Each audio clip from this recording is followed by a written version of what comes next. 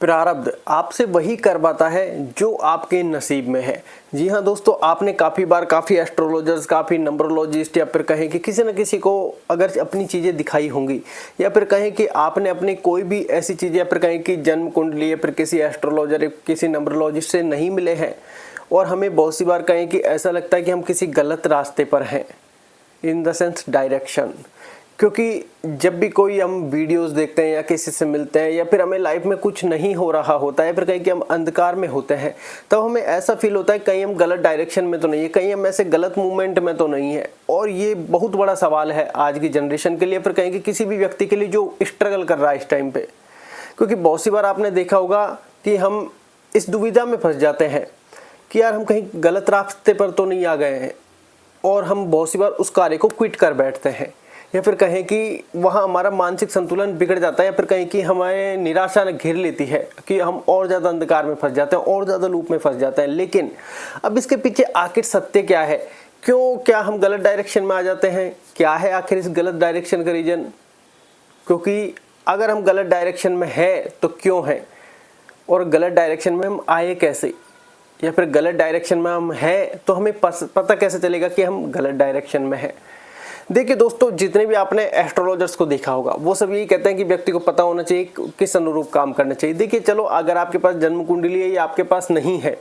या आपके पास कोई और चीज़ें हैं लेकिन आपके पास ये इन द सेंस नहीं है, तो आप एक बात तो ध्यान रखें कि आप प्रकृति के विरुद्ध तो जा ही नहीं सकते, क्योंकि ऑलमोस्ट सारी जो चीज़ें वो प्रकृति है। आपका प्रारब्ध जिस दिशा में लिखा है आप उसी दिशा की ओर आगे बढ़ेंगे। इन द सेंस आप जो भी आज कार्य कर रहे हैं, अगर आज मान लो आज कहीं पर आप जॉब कर रहे हैं और आपको लग रहा है कि मुझे 20,000 रुपये मिल रहे हैं, या फिर कहें कि मेरी जॉब छूटी और उसके बाद मुझे 1,00,000 रुपये मिलने लगे, तो ये सब हम प्रारब्ध और क्रियमाण कर्म के साथ आगे बढ़ रहे हैं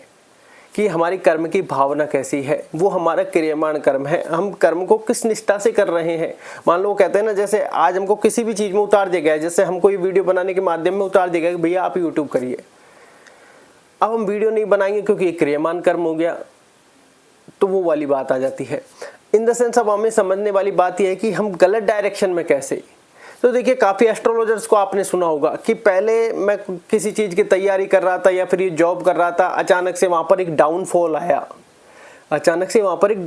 आया, और मैं इस दिशा की ओर आगे बढ़ गया।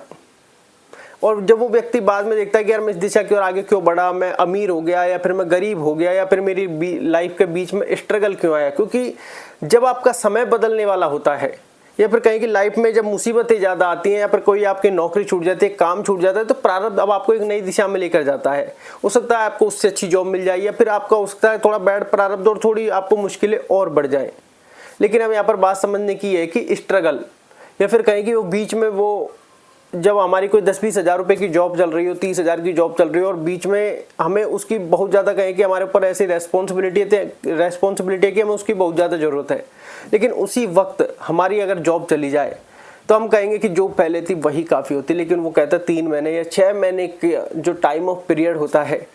वो हमने अच्छी मेहनत के साथ अगर निकाल लिया, फिर कहें कि वो वहाँ पर हमने अगर धैर्य रख लिया और उससे जब बड़ा मिल गया, फिर हम उसी चीज़ को धन्यवाद कहते हैं ईश्वर को।